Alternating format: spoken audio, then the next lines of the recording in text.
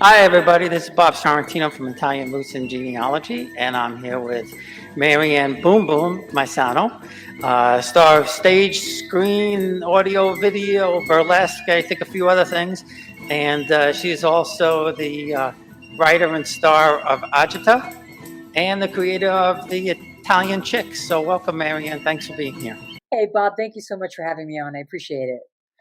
So I guess we could still say Italian Chicks, right? I know we can't say Dixie Chicks anymore, but I guess No, Italian Chicks are okay. yeah, Italian chicks are fine. No problem over here. My Aunt Mary used to call my cousins in the late '60s, early '70s trampolines. Trampolines? That's cute. Yeah, she was the comedian in the family. She was great fun and always the life of the party. Uh, so now your dad, and I'm not sure if your mom, I don't remember, but your dad he was from Italy, right? And how about your mom? My mom's from Naples, but she was born. She was born in Naples and brought here when she was very young with the family. So she was already in the United States before my father got here. And when did your father come? You know, I'm trying to remember. I mean, he had to get here when he was about, I want to say like 18 years old, because he left. He was born in Reggio Calabria in Bagnata, and he left there and he came here and he got a job as a mason worker because that's what they did. That's Yeah, yeah. mason. Okay, and then from there he met my mom. He met my mom when she was 16 years old, and they got married when she was 16. And then he got drafted into the American Army. She was pregnant, and he went to war back to Europe. Oh wow. Yeah. Oh wow, that's something. Yeah, yeah. So she was alone for now. She was here by herself. She had her no, yeah, her siblings, but her dad passed by then, and her mom passed during childbirth, so she wasn't even around. So she was alone, and every day. It's so funny you have the image of the bridge behind you, and that was my whole life growing up. And every day she would take my brothers because he was the oldest, and the prodigal son, and she would reel him across the bridge and walk to Mother Caprini Church.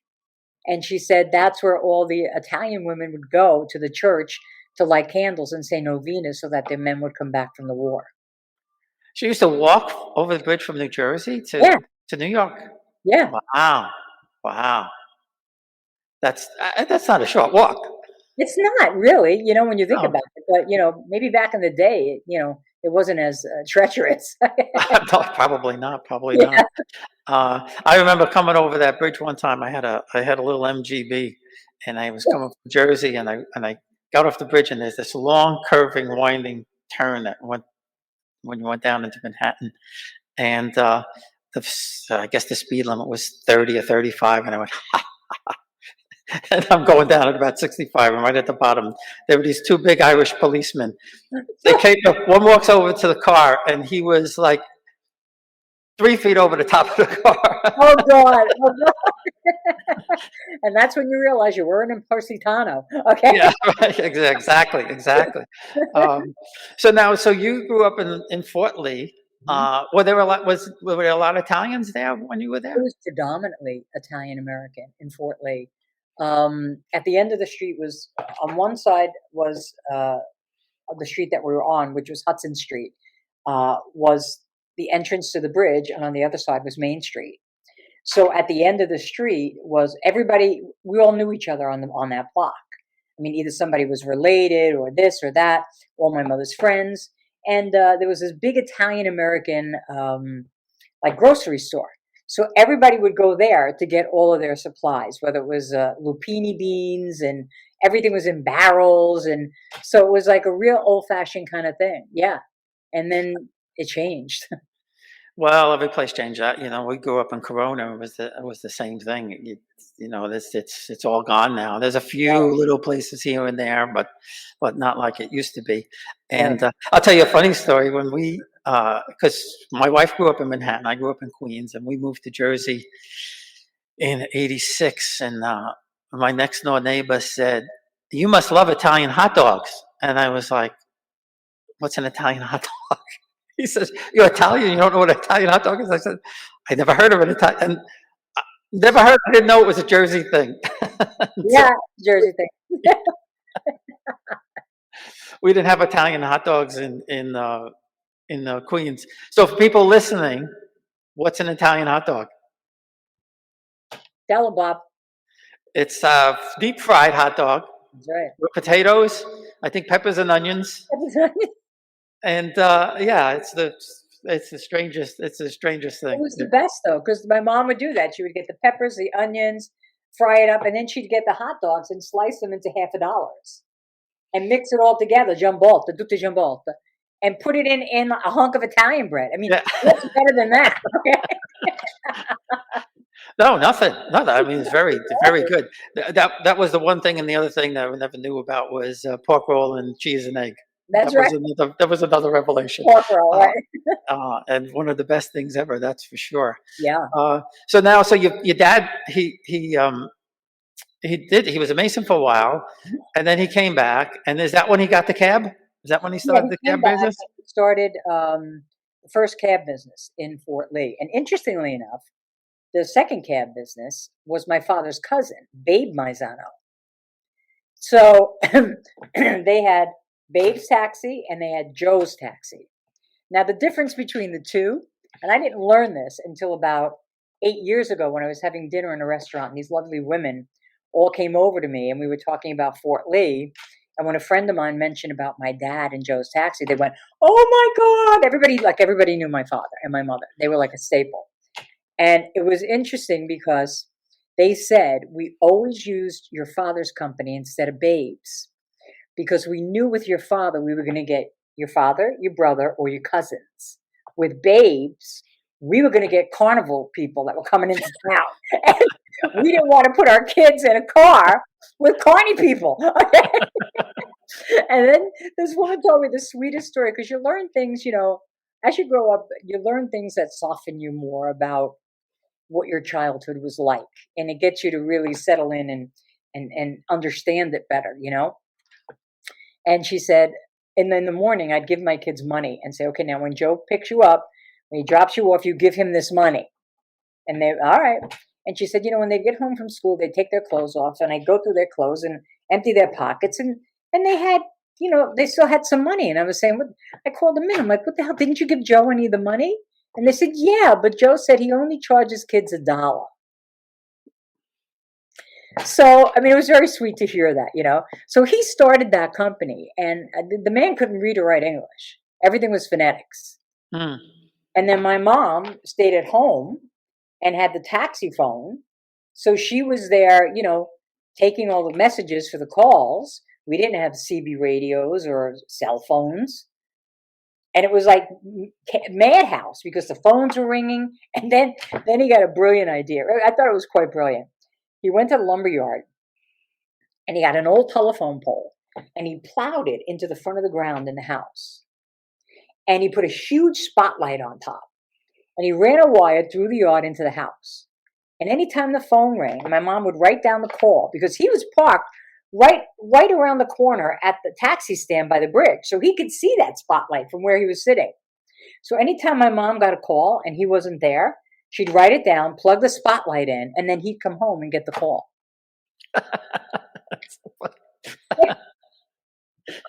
That's great. That's amazing. That's amazing. And I know you tell that story in Agita, and when I was watching it, there was like just a couple of things that hit home to me, even though we grew up, I don't know, 40, 50 miles apart or something like that. There were some very interesting things, and for everybody listening, Maryann's an accomplished guitarist and singer and songwriter. And the first thing when you were talking, you mentioned "House Is Out" is the first song that you learned. "House of the Rising Sun." Yeah. And that hit home with me because my band was House Is Out, and we got that name because the drummer didn't like the song, hated the song, never wanted to play the song, and we made him end every gig with "House of the Rising Sun." But you played it ad nauseum for the family, yeah? Yes. My mom was amazing. She was the best fan, honestly. I mean, I could do no wrong. And I come home from from school because I won this guitar down the shore. And I'd come home from school, go right to my room, and I'd play these, continue to play. And then I finally learned how to play House of the Rising Sun, and I played it every friggin' day. And my mom never once came in and said, Maryann, can you please learn another song? She always said, oh, babe, that was beautiful. But, to your point, Danny Aiello, who was a very dear friend of mine and an amazing mentor who's passed, and he had supported me in the show as an endorser as well for 12 years. But Danny's manager, who I still keep in touch with today, it's so funny because he saw Agita and he called me up and it moved me so much because like Danny was such a giving person as an actor. Like most of these people you meet, they're all, I don't know, you know what I mean. I know what you mean. I don't have to get in. You know what I'm talking about. And but Danny was very giving, and like I'd go in the city and watch him rehearse something, and then all three of us would go walk to get some dinner. And on the street, people would stop him, and he'd be like, "Oh, Danny, would you sign this? Need sign?" And then he made you feel so special. And I was like in the middle of him and his manager, and this one guy's he's signing the thing, and he goes, oh, "Wait a minute, this girl here, you better get her autograph because she is a quadruple threat." And it just made you feel like, you're like, oh my God, And when Louis watched it, because Danny, of course, never got to see it, but I did throw a reference in there about Danny. Well, first of all, I used the song one of my songs that I recorded, and it was nominated for a Grammy. But also, I used his name by calling the woman Mrs. Aiello in one of my scenes. Oh, I didn't catch that. At the bank. Oh, yeah, I didn't catch that. Mrs. Aiello, how are you? So I did that to pay homage a little bit to Danny, And when Louis called me, he was I was in tears because he was like, Mare, he goes, I swear to God, I stopped the film and I looked up at the heavens and I said, Danny, how proud are you of this girl? Because it was a big accomplishment to write that for me. Sure. And it was daunting and it was cathartic. And to rehearse that every day and live through all the things that were painful were not easy. And the funny thing about House of the Rising Sun, everybody that I spoke to resonates with this film in some way, shape, or form, whatever it is, whether it's musically, whether it's the family, whether it's the infidelity, all of it. It just comes together. And he said, years ago, when I started out as a drummer in a band, rock and roll. And he said, they wanted to play House of the Rising Sun. And he said, but nobody's voice was deep enough except for me. He said, so that was the first song I played on the drums in my band. And I was like, wow. It's just interesting when you get same with you, Well, yeah, and I sang it, and then we got Rosa to sing with us, and Rosa she didn't know she was auditioning, and then we said, you have the job, and she said, I just came for fun. No, you're not here for fun, you're here to be in the band. Yeah. And so I turned it over to her because she could sing it much better than I did. But tell the funny stuff. I want you to tell, because I know you played in rock bands and you played in wedding bands, so I want you to tell the wedding band story about, because I have a story for you after you tell your story. Well, yeah. So in the wedding bands, it was kind of horrible, but you made you made way more money than you did in any bar. But so that's why you did them. So, the wedding band, you'd go and then the cocktail hour was the worst because nobody believed me, but people didn't hear anything you saying because they were too busy eating and talking and this and that. And I used to say to the guys in the band, they don't listen to what we're saying because and nobody believed me. So the band, the guy who was, calling out the tunes, he goes to me, okay, calls out the tune. So we start doing this bossa nova, real sexy and soft, and I figured I would, screw them up a little bit. And I changed the words to the song, right? So I'm singing, she was tall, she was tan, she was hot, she was tall, she was tan, she was hot, and she walked on down from the aisle of Ipanema with a big straw hat and a dildo named Sam. Wow, the guys were hysterical. And and everybody in the audience was fine, like nothing was wrong in Ipanema. They just kept eating the shrimp. So yeah. So my friend Nick, who taught me, he's a great guitar player and a great singer. And my third try at the guitar, he finally got me playing some songs, and he Oh, had me cool. gig with him a couple of times, and said, "Don't sweat it. I'm here. Don't worry about it." But he was in a rock band in college, and he also same thing with the money. He was in a wedding band, and he said, same, boring, the same songs over and over again. You had to sing the same songs over and over again. So he says one time they're at this, a wedding, and for the chorus he starts singing, "My cock and my balls, my cock and my balls," and he said, everybody's dancing, everybody's having a good time. He says we finished the song, and he says this little old gray-haired lady comes running up to the bandstand. I'm like, "Oh crap, we're gonna get it now." Yeah. And she says, "I love that song." So, You gotta love when stuff like that happens because you're like, what? yeah, didn't hear a word. Like I said, didn't hear a word. Didn't More know what than was you going can. on.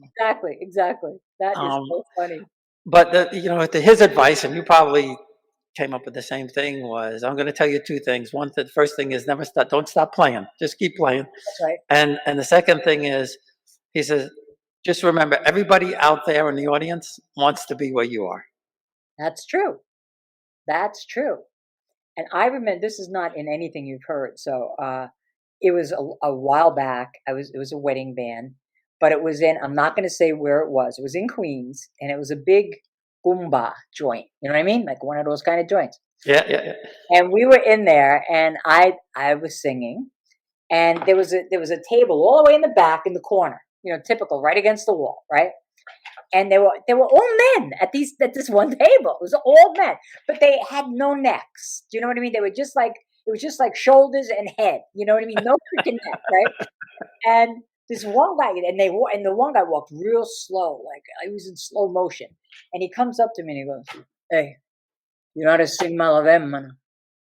And I go, "Yeah." He goes, "He wants you to sing Malavemana. You sing the song for him." I said, "Sure." So now I'm scared shit. Like, I better remember this song, right? So I sing the song Malafemina. After we take a break, the big guy, slow motion guy, walks over to me and goes, come here, Venica. And he grabs me by the hand. He walks me, he's going back to that table against the wall with all the guys. And there's the one guy in the corner, and he leans over to me and he grabs my hand. I knew something was in my hand. Mm-hmm. I didn't dare want to look. And he goes, "I want to thank you very much for what you did. It's beautiful song. Beautiful. Get better." And I was like, "Oh, thank you so much." And I walked away, and I waited till no one can see me, and he gave me $500. Get out. Back in the day, I was like a millionaire. Yeah, sure. $500 to sing that song. I was like, what else does he want me to do? Okay. Yeah, if I could get 500 for singing a song, I mean. Right, damn. I can wash his car. All right. Oh, craziness. Oh, that's some story. So now the other thing that you talked about, your dad had a cab company. He had a checker, right? You mentioned that. Now my dad had a checker. He wasn't a cab driver. My dad was a photographer for the Daily News. Oh, cool. And for, I guess, I don't know, 8-10 years, they had cars, company cars. And I think the reason that they used the checkers is because it had that big back seat. Yeah, it was like you could lay. You could live there. Yeah. And I think they could put the camera back, because back then they had the big camera, speed graphics and flash bulbs and all of that kind of stuff. But yeah, I remember riding in the back of that car, and I could barely see my father in the front. Right. And when he stopped, short, you went flying across the back of the thing. And now, so you said you got a car. Your first car was a. My first car was a checker cab, but I painted it green, so it looked like an army tank. Okay. I bet. And then remember, my band, the band that I was in, we had those Shure speakers for PA system, Mm-hmm. and they were like the size of a human person. They were like 5 feet tall, and they were like this wide, and we had 2 of these speakers. It was perfect because we'd slide them right in the back of the checker, and then we put all the other shit on top of it. Oh, right. Yeah. Yeah, so that was the best thing. I mean, and that car was like, I can't tell you, you could do anything to that car, and it was like a damn tank. We'll be right back. Experience Italy like never before, traveling with a scheduled group or create your own bespoke tour with friends with philitaly.com. Pack your bags and follow Phil. That's www.philitaly.co.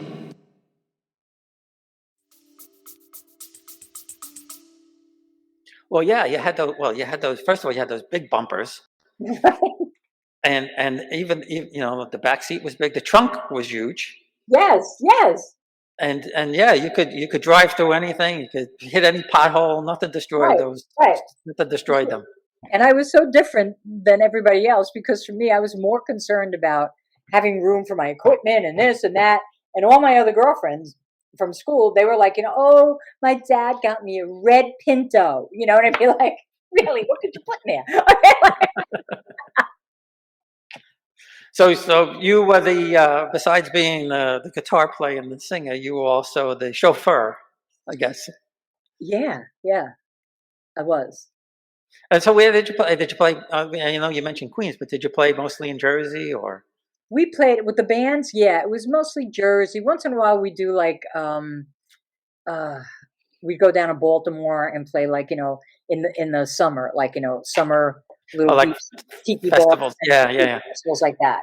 But yeah, we basically did that, and it was interesting. It was just it was an interesting time because you learned so much more with a band. Like because you each time you got together or you rehearsed about something, somebody did something a different way, and it wasn't necessarily a way that you would like look up a specific chord and say, oh, like for example, Harvest Moon, right? Neil Young. He plays, instead of playing a D chord up here where you typically would an open D, he plays it down by like the 11th fret. Uh-huh. And it's a beautiful melodic sound that comes out of it instead of just playing that D chord. So when you were in a band, you learned so much more because everybody was just, I don't know, inventing their own little style of something. And you were like, wow, how'd you do that? That sounded really cool. Yeah. And that's like, my friend Nick, he's a great guitar player, and Brian is just awesome. But now I know you've written a couple of songs. The first song I wrote was to my wife. The second song I wrote was "Double Bagging Baby." So the old saying, she needs two bags. Oh yeah, two bags over her head. Yeah. She's too big. She's a two bagger. I used to say she's a two blocker. Two block. Forget about it. And we play that song, and like I said, nobody's listening. Every once in a while, some girl would come up and say, "That's a horrible song. How could you sing that song? It's a joke. It's fun. Just relax." Right. Well, remember now, I'm not dating myself because I'm the youngest of four, and my sisters were like, there was a 10-year difference between my one sister and so on. And my sisters always had music going on. So I was like, jumping around with them. They were trying to be, the Shangri-Las, and I was with them, like, da-da-da. And this one song I never forget the song. And I said, dear God, if this song ever came out today, it never would have worked. I don't know who did it, but it was called "If You Want to Be Happy for the Rest of Your Life." Oh yeah. Pretty woman, you're a wife, right? So from my personal point of view, get an ugly girl to marry you. Yeah. That's going to go far today, okay? Yeah, well, that's the way my song was. Yeah. So now, have you been to Italy? Have you ever gone to Italy? No, that is no. Oh, that is Maryann, you have to go. I know. Drop everything and go. Just go. Listen, I am every sense of the word a struggling artist. So everything I do goes right back into my craft. So it's just been very difficult for me to manage that, but I'm going to get there because my father's house is still standing.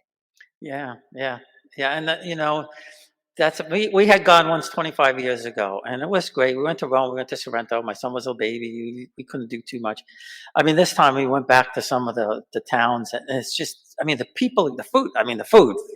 Forget the food, right? But the people are just so nice and welcoming, and as soon as they know that you're from there, it's like a whole new world opens up. Right, right. And yeah, you really have to get there, and Letizia, I think Letizia is on, so she, you need to connect with her. It's so funny because I was just going to say, I can't believe you mentioned her name. When I go there, I'm calling my friend Letizia, who's in Rome, and she and I are going to sit down at a cafe and have some wine and cheese. That's what we're going to, and bread. Okay. And then she's going to take me to Calabria.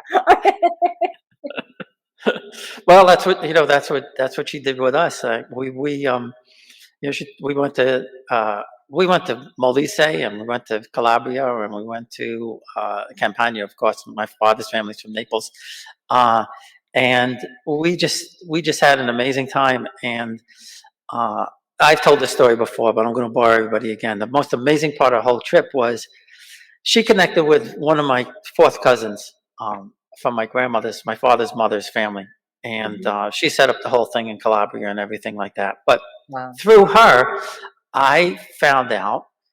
Uh, Actually, Nicholas saw it, and he contacted me, and he's my father's half first cousin. My grandfather was 60 when he married married his second wife. She was 30. She was the same age as my grandmother. Uh-huh. And he had another family.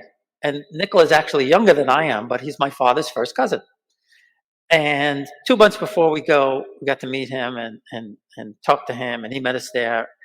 And he said, you're gonna meet me at the cemetery, and then I'm gonna take you to the apartment in Torre del Greco. Well, my grandmother's 2 nieces in their 90s, still alive. I never knew these people existed. And we get there, and it's like old home week, like they knew us forever. And they start pulling out pictures, and they take out my parents' wedding photo. Wow. Is that sick? Wow. Crazy, right? And not only that, they knew gossip from the 1960s. They're telling me gossip. That's what they love. Signora, tutti chiacchierone, right? Yeah, yeah, exactly. Right. So now I want to ask you a little bit about the Italian chicks. Now, where do you find these chicks? Do you hang around like pizzerias, bakery stores? Do they come out, and how do you find them? That's so funny that you said that. Actually, I usually do. The first time I did a casting call, and I found a bunch of people, and I had that same kind of group for a number of years, and then I really thought it was best for the show and longevity to really do a rotating cast and get a bunch of Italian chicks, so that this way it's not always the same group of people. It's a change up, and I think it's good for me, and I think it's good for the audience as well. So I'm always the headliner, and then there are always other women that come into it. But we've been going strong. I mean, I started this, I think it was in 2009, and we premiered it at the Laugh Factory in New York City, which is no longer there. And no one knew about us. Now, with all my skills from banking and branding and sales and all this other shit, I did a bang-up job getting all this information out there about the Italian chicks, right? And we wound up selling out that room that people were turned away. I had friends of mine that couldn't get in. So it was pretty amazing. It was remarkable. And then after that, I thought, wow, this is great. Now, we can call anybody. But here's what I learned, and I'm not, look, I'm not a huge feminist, believe me. But the one thing I do believe in is that, the men still try to rule the world, especially in the entertainment comedy field. Okay. And I would call comedy clubs, and the first thing I'd hear is some dingbat guy go to me, no, we don't do chick flicks. And then I realized, you know what? If you look at a poster on any comedy club, here's what you're going to see. You're going to see 3 people. You're going to see a woman opening the show, and then a man and a man. Or you'll see a man, a girl, and a man, like a friggin' CYO dance, okay? That's what you're going to see. You're never going to see 4 women at the same time on one stage in a comedy club, because you know what? It's all about turnaround. Get them in, get them out for the next show. Get them in. And I have almost a 2-hour comedy casino style show. There's music, there's singing, there's, it's just totally different. I mean, yes, everybody gets up individually and does their comedy bit and tells their story, which is still, to me, I call it like, it takes you back to a time and place when life was simpler, because we all have a story about what our Italian life meant to us and how it shaped us. But everybody's is different. Even though we have similarities, it's still different. So everybody tells their story, and then we all get together, and I do something. When I finish my comedy act, I kind of wind it down, and I start talking about Sunday dinner, and which is what we're having today, right? Yeah. And Sunday dinner, how important that was to us, and that it really kind of shaped and molded who we are today, from our morals and our values, and especially in my house, because it was so eclectic, because my father brought over all his family from the other side. So everybody came over to our house on Sunday, and I had all my uncles and my tias and all my cousins, and we would sit there, and there was no Discovery Channel, but we would sit there like this, because my uncle would be talking about the old country and the ancient gnarled olive trees and the opera. You know what I mean? Like, and Michelangelo, and we'd be just like, wow, that's where we come from. So it was like this whole thing, and then the smells that you heard, and the music was so eclectic. We would wake up on a Sunday and we would hear everything from Jimmy Roselli to Pagliacci to Calabuti. Mhm. And that went on and on. I mean, it was like, so you would just, I don't know, and I kind of take the audience down from a high to a place of, I'd like to do something a little more traditional for you now, and do a song that always reminds me of Sunday dinner, to all the smells and all the sounds and all the voices that we don't hear anymore. And then I sing Aldila. And I mean, it makes people cry. And that's what I love, because I'm impacting them on a different emotional level. You know what I mean? It's still visceral, but it's not comedy. It's still touching them emotionally. And then I bring out the rest of the Italian chicks, and then we do these really silly, dirty song parodies that are so much fun that it takes them from here to here. And it's great, you know? I mean, at the end of the show, it's like a wedding. We have a progression line for people coming up to kiss us before they leave, because they all have to touch you and tell you what they thought. And one night, this woman was crying. And I said to one of my partners, I go, Gina, I don't know, maybe this isn't good. This lady's crying. What do you think? So the woman comes up and she says, I just want to thank you. I heard words tonight that I haven't heard since my mother and father were alive. And that's what it's all about. Yeah, yeah, and you know, to your point, that was so important, and that's the sad thing about the generations now. They don't have that. They don't. No, they have brunch. Yeah. Right. Let me have a mimosa, and yeah, we had wine with water and crap like that. But you know, it was something. It was just something that you look forward to, and especially in, you know, my mom's family. My grandmother's birthday was in August. Mother's Day was in May. Her birthday was in August, and you know, you would look forward to that, especially her birthday, because the weather was usually much nicer. Seeing all your cousins, because there'd be 100, you know, family members in one backyard. Right. You know, my mother had 9 brothers and sisters. There were 23 cousins. There were, you know, second cousins and all of that, and we just all pack in there. And that nothing made my grandmother more happy than be surrounded by her grandchildren. Exactly. She didn't care about anything else. That was her life. That, my mom too. Yeah, yeah. You know, the more the better. And you know, her face would just light up, and you know, my aunts would start singing Italian songs and everything like that. And you know, and you mentioned the smells and everything like that. I was I had this my last job. I had this. I guess Khadijah's probably 30 years younger than me, black girl from Chicago, and we were just simpatico. I mean, we just, as soon as she started working for me, she was like my daughter, right? And we just got along so well together. We thought the same way and everything like that. And we were in Little Italy one day. I forget where we went, but we were walking through Little Italy, and there was a little Italian bakery. And I said, come with me. You have to come in here. She says, why? I said, come in here. And it was like one of those little bakeries. It was about this wide, you know. And you walk in, and there's a counter, and we walk in, and she looks at me, and I said, "This is what it smelled like when I was growing up." And she said, "Really?" I said, "This is what it smelled like when I was growing up." It's true, right? Yeah. Yeah.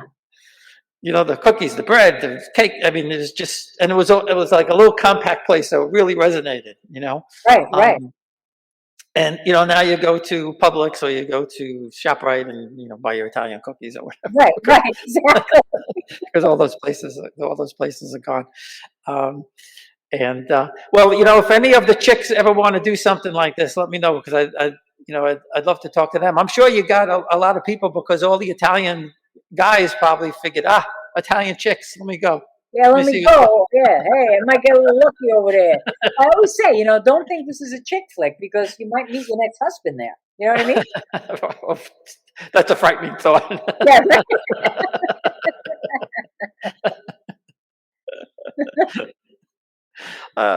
Not that, no, we're all Italian guys. We're all so special. You could just ask my wife how special we are. Please. She'll tell you. She'll tell you. My My mother- wife is my wife is Sicilian and Puerto Rican, so. Uffa, spero rosante, Oh, okay. No, she's wonderful. She's very sweet, and she makes me say that. So, but no, seriously, I'd love to. Or if the groupies want to get together one time, I think we'd have a lot of fun. So now, are you booked? Are you booked any place with the chicks Yeah, right we're now? starting. I booked it late, starting in April, because right now I'm working on a lot of promotions for the films and all kinds of stuff like that. So I'm kind of like, I don't want to lose my focus with one and then overdo the other. So we're going to be in Boston in April, and then we're going to be in Hamilton, New Jersey, which I believe is the biggest Italian American population in New I Jersey. think you might be right. Yeah, I think you might be right. Yeah. And then we're going to be in the Bronx at the, they have a new performing arts center there that they recently reopened. So we're going to be there the day before Mother's Day. They opened up an art center in the Bronx. Yeah, can you Now imagine? that's progress. That's freaking progress. Because when we got booked, I said to the guy, "Do I need to have 4 guys come with me there? Get me in a place, okay? Because I'm not walking the streets with a guitar, okay?" And that's funny. When my wife and I were dating, it must have been like 82, 83. There was and Tough Tony just died. Tough Tony, so you know where he's from. He just passed away, and he opened this Italian restaurant in Corona. And I had the little MG, and we get there and I pull up and we get out of the car, and there was no parking lot. I park across the street, and we get out, and Maryann says to me, "Aren't you going to close the car, put the alarm on or anything like that?" I said, "Here? No. Well, don't have to worry about that." She goes, "You should really lock it. Watch." So we're walking in the door, and the guy's standing there like this. And I said, "Is that little white MG okay over there? Ain't nobody going to touch that car." Oh my God, that's great. She said, "How did you know?" Tough Tony's not going to let anybody touch the car. That's Don't worry right. about That's it. right. Let me tell you. So we have one question. If everybody has a question, you could just put it in the chat, and I'll put it up there for Maryann. Yes, I said, Jennifer, I do have a John Maisano, who was my father's brother's name was John, and he had a son named John. Their family were Johns, my family were Joes. Okay, that's how it works. Okay, We were Luigi's. but I don't know if he lives in Cliffside Park. I would love to know where that side of the family went to, because we really lost touch with them after everybody passed away, like the uncles. And so I don't really know where the rest of those cousins are. But if you can reach out to John Maisano and ask him about Joe's Taxi, then we are related, and let me know. And I'd be happy to get in touch with him. Yeah, that'd be a cool connection. I met a cousin in the weirdest way, and the families were connected for 50 years, and I didn't know about it. Well, But you never know. my one cousin from on this side of the family, it was funny because my father was very strict, and my mother became a little more Americanized, But my father had that whole thing, like there were three sisters, and I was the youngest, and 3 girls. We were not allowed to date boys unless we were going to marry them. My daughter wasn't allowed to. Now she doesn't care, but back then she wasn't allowed to do that either. And that was like not an easy thing to do. You can't say to a boy, "Oh, we're gonna go on a date where you have to marry me." Okay, it's just, what the hell is that shit, right? So I never forget my father. He would stand up there with his face and he'd go, "Hey, what do you want to do? Huh? You want to be putana? Huh? You know where that is coming from? There's a one man, and that's it. Okay." And that was it. So by the time it got to me, it got a little less stringent. You know, like I was able to get away with more. But I never forget when my cousins came over, all of them, you know, Tina, Pina, Angelina, you know, Joe, Joey, Giuseppe, and little Joey, okay?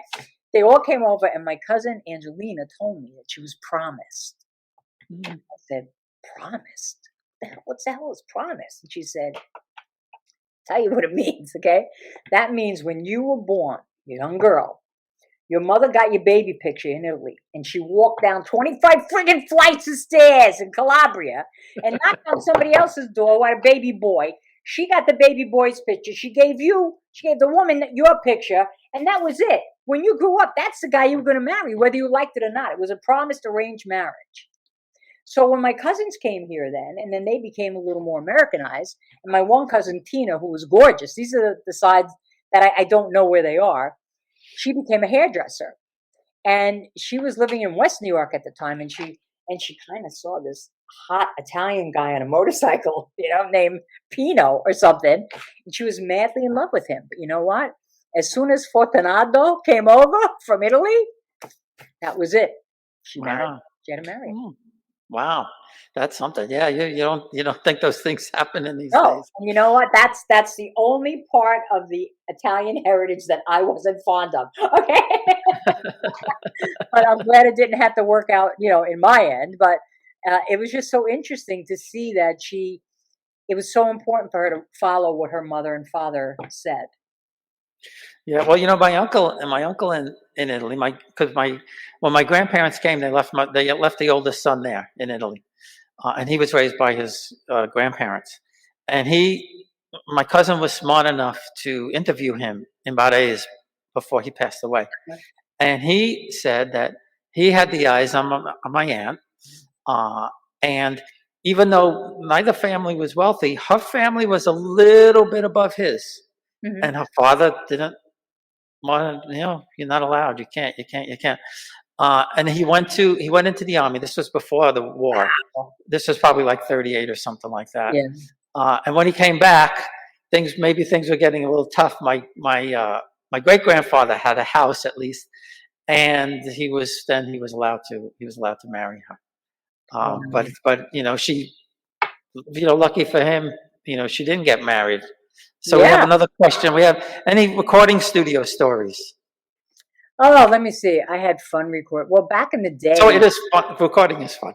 Yeah, it is. But, you know, recording studios were more back in the day because right now I have a studio in my house. Oh, nice. So, you know, you don't have to. I mean, you know, I go into GarageBand and Pro Logic and I have 78, you know, tracks in front of me and I plug into whatever I need to and I can make any sound, and it's just crazy. I mean, you don't need to hire drummers anymore. Sad but true. You know, it's still always nice to have that real drummer with you because they really anticipate, and electronics cannot anticipate. Yeah, and the fills are different and things like that. Yeah, I've done a couple of GarageBand things. My friends they're on Long Island and I'm in New Jersey, and we're able to collaborate that way, which is pretty neat. But you know, the studio is fun because it's an experience. It's besides just playing the music, it's also an experience. Yeah, it is. I mean, we recorded back in the day at Tommy Boy Records, and at that time it was an all-girl band, and we did some really, I mean, really like a rockin' band. It wasn't like a little prissy thing. We did rock, and and we had so much fun in the studio because you just went on and on, and you were like in there for hours, and it just felt like a minute. You know, it didn't feel like hours. It just felt like, 10 seconds you were there. And you walked out with these heavy, thick, they were that thick tapes, remember? Gigantic. Yeah, now they give you a little thumb drive. Yes, exactly. Exactly. You walk out with it. You don't even walk out with a CD anymore. They give you a thumb drive. We'll email it to you when we're done. So what is it, Daniel? My grandmother was forced to marry because she went out to the movies with my grandfather. She was seen. She was seen in public with him. Ah, see? Now here's somebody validating my story. It's true. So they saw her in public, and then it was like, okay, now that's it. You got to marry him. You got to get married. Yeah, you have Yeah, to get married. yeah. And Dan's a drummer too, so he's going to wait for you when you get to Calabria. When can we get you here in Calabria? Drummer. Oh, David, that would be great. Let me tell you. You have to join Letizia's page. It's Italy Rooting, right? Yep. Yeah. And even Bob's page. And when I go, I will put it up there because I am so ready to, perform over there, whether it's comedy and music, and it's everything I love. It's all my passions, and I would love to have a live drummer from Calabria playing with me. That would be the best.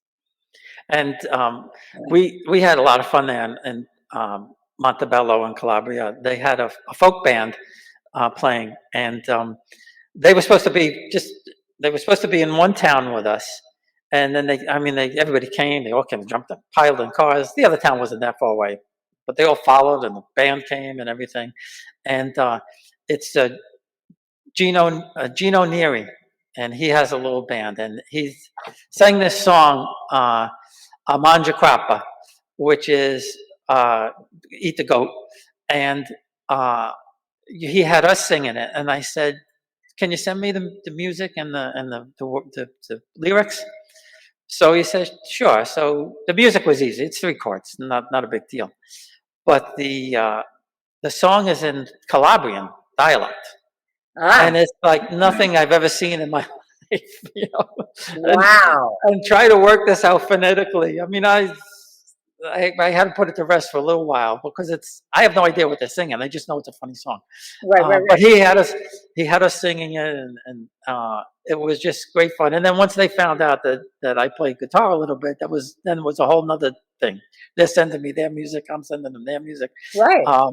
Because music is, it's a whole. Universal. It's universal. Yeah, and it's a whole nother thing. And I said to Letizia, I said, "Well, it's so nice that the band." And she said, "Oh, they weren't supposed to come, but they were having so much fun that they decided to jump in their car and follow you to the town."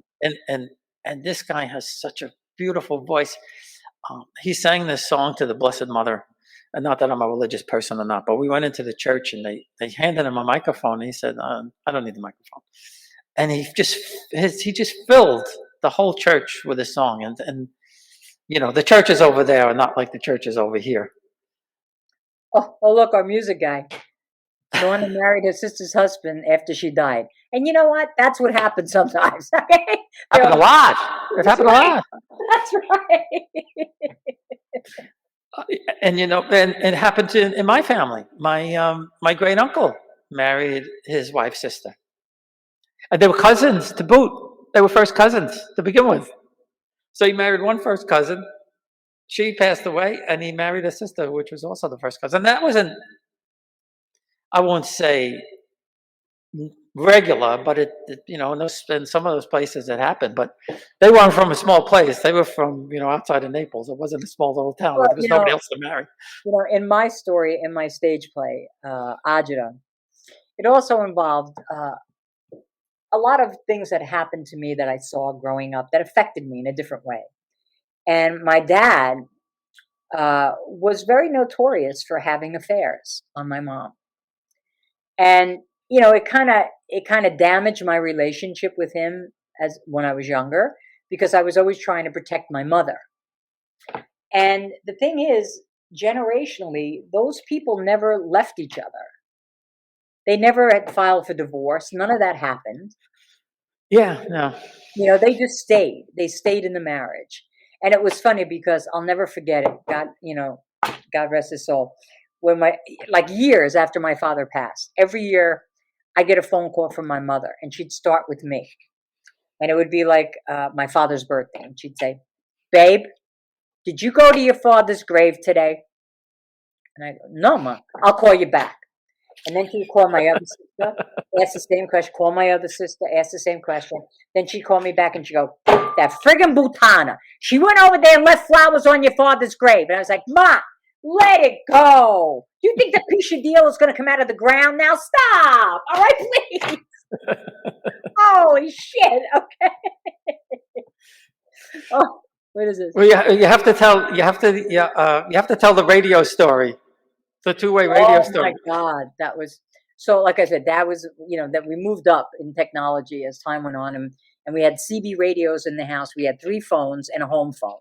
So it was like that's why I'm the only person that could fall asleep to Goodfellas with gunshots and you son of a bitch and you get because I'm so used to all this chaos in my house. Phones ringing, taxi phones, parking lots, breaker 19, that's how it was. So you had to like do white noise, And now I told you my father fooled around. So I came home for lunch one day from school and I'm sitting at the table eating with my mom. And I'll never forget what she made me. It was a tuna sandwich, cut on a diagonal, no crust, and a bowl of tomato soup. And we're sitting at the table, and all of a sudden we hear like noise on the CB radio, and I hear my mother go, babe, look what your stupid father did. He put his hat down on the microphone. Now we block the airwaves and nobody can get through. Jesus Christ. So now we hear music in the background. We hear him clearing his throat. We hear him coughing. And then all of a sudden we hear a horn. And we hear a door slam. And we hear, hi, Joe. And now I'm like this with my sandwich. I don't know what the hell to do, right? And he goes, hey, how you doing? Huh? Boy, you're looking so beautiful today, huh? And she goes, oh, Joe, stop. And Joe, you better stop giving me pastries at my door. I'm going to get fat. He goes, hey, come on, I know you, huh? You got a beautiful figure, huh? Now, I'm looking at my mother. I'm going, holy shit, what is good? Now, that's when I knew what agita was. That feeling when you throw up a little bit in the back of your mouth and it starts to burn. I'm like, holy shit. And then all of a sudden he goes, okay, look, I'll pick you up later tonight, huh? And then all of a sudden, to add insult to injury, what do we hear? Oh, boy. Well, that was it. Then my mother blew. That son of a bitch. Now she's screaming, throwing pots, this and that. And my brother, he was in the cab. And they were all trying to find him to say, take your friggin' hat off you because he had the thing on the, oh, stop it, lift it up, what are you doing? Nobody could find him. So my brother ran in the house to kind of see maybe my mother didn't have the CB radio on. But when he saw her, he knew it was too late. And as soon as my father walked in, my mother got all calm. Like nothing was wrong with her, And she was like making like she was drying the dish. Like, hi, Joe, where were you? Where'd you go? And my father's got his coat, his top hat on, and he goes, hey, I went to the store, I thought I had a cigars. I don't know more cigar. I had to go get the cigars. And she goes, this freaking giddy bastard, you lied to me, Joe. Who was she? And it was so weird because he never denied it. But all he would do was say, hey, I'm not going to take it this shit. You people all bad. So he got his hat and he'd go. And that would be, and then, it was so funny. Every time she caught him, and she always did, she dragged me with her. Every time she caught him, they wouldn't talk. For 3 days, she wouldn't talk to him. And on the 3rd day, this is what I heard all the time. Joe, come and eat. And for me, as a young kid watching this, I was like, did he ever say he was sorry? Why is she still cooking for him? What is this? What love is all about? What like it just perpetuated that kind of thing, Yeah, and then there's also the time where you made $40, right? Oh yeah, it was so funny. I saw him. I was in my car, my checker, and I pull up to a traffic light, and I turn and I look, and there's my father in the car with the big blonde, and I'm like, son of a bitch, right? So now the light changes. We both go in different directions, right? There I am, right? I get home, and he's in the basement. Now he calls me, Maryann, ven acá. I go downstairs, and he goes, Maryann, you don't say nothing to mommy. You saw daddy today, huh? I'm like, no, Pop. No, because, you don't want to get a mommy sick. Like, it would have been my fault then. Yeah. I go, no, I didn't say nothing. He goes, hey, come here. Here, put a gas in the car. And he gives me $20. And I'm like, like spanky face, So now I go upstairs and my mother calls me. Babe, what'd your father want? Nothing, Ma. Maryann, don't lie to me. He called you downstairs. What did he want? So I told her. She gave me $20. And I was up $40 and they were acting like the heads of the 5 families, screaming and yelling at each other. So for everybody listening, these stories and much more are in Agita, and so if you have the chance to watch that, how could people watch that? By the way, I have to ask you. Go on to Vimeo.com and it's on demand there. And Vimeo is a service you don't have to pay for. You can sign up for free. And then once you go in and you put in Agita on demand, you'll find it there. You click on that, and then you put in a credit card. It's under $5 to rent the play. Yeah, and it's like I said, there's the story, and there's a couple of other stories, and many more, and some songs, and lots of stuff. Unlike me, you sing very well and you play the guitar very well. I'm not good at either one, but it doesn't matter. It's just thank you. I force people to listen to me, so it doesn't matter. If you'd like, I'll before we sign off, I'll do a little song that has nothing to do with being Italian, but I'll do it. Yeah. Let's do it. It just happens to be my version of a classic song that I really love.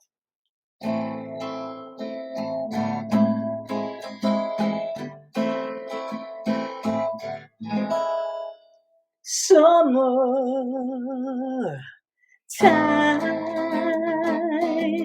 there, and the living is easy.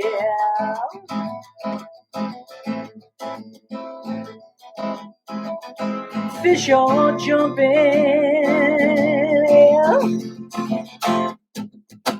and the cotton is high.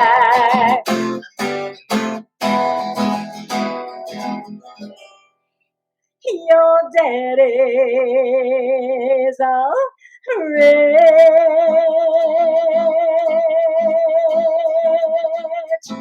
and your mama's good looking. Well. So hush, pretty baby, don't you cry.